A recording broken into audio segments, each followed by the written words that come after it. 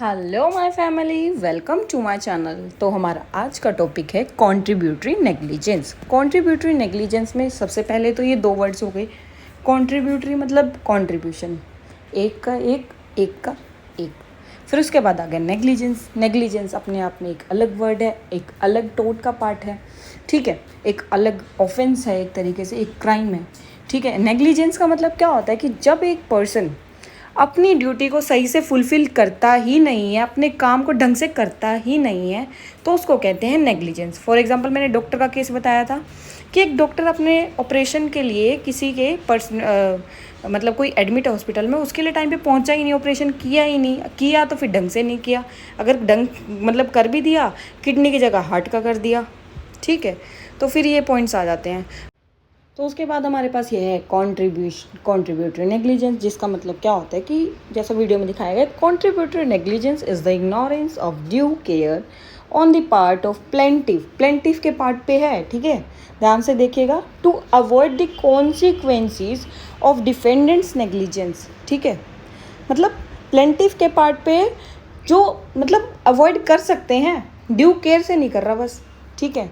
तो इसका एग्जांपल मैंने बताया कि कार ड्राइविंग जो है रैशली कर रहा है, कि ढंग से कार ड्राइविंग ना कर रहा हो। तो इसके हमारे पास बेसिकली टू बेसिक पॉइंट्स हैं, बेसिक कॉन्सेप्ट्स कह सकते हो। जैसे कि हमारे पास फर्स्ट है रूल ऑफ लास्ट अपॉर्चुनिटी, ठीक है, और सेकंड है हमारे पास रूल ऑफ ऑल्टरनेट डेंजर।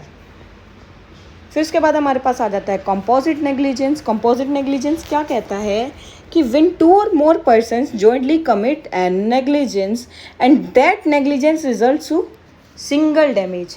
एक पर्सन को सिंगल डैमेज हो रहा है, दो पर्सन्स ने ऐसा एक्ट किया है, दो बस ड्राइवर हैं, उन्होंने कुछ किया, वो ड्राइवर ड्राइविंग कर रहे हैं, ठीक है, बस क्रैश हो गई, दोनों की भिड़ गई, एक्सीडेंट हो गया, तो पैसेंजर्स इसमें लायबल थोड़ी हैं।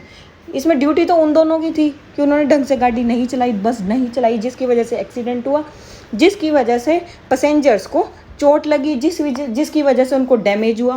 फाइनेंशियल डैमेज हो सकता है, फिजिकल डैमेज हो सकता है, मेंटल डैमेज हो सकता है, उनको इंजरी हो सकती है, उनको कुछ भी हो सकता है।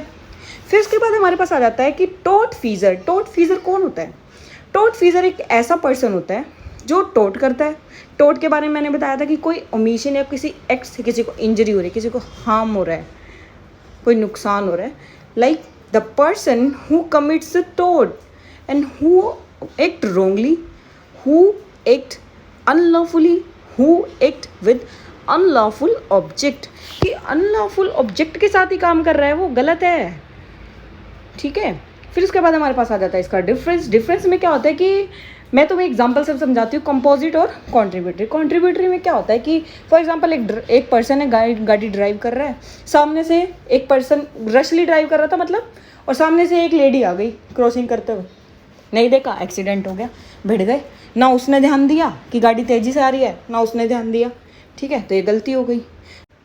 तो ऐसे ही हमारे पास इसका कंपोजिट कहा जाएगा।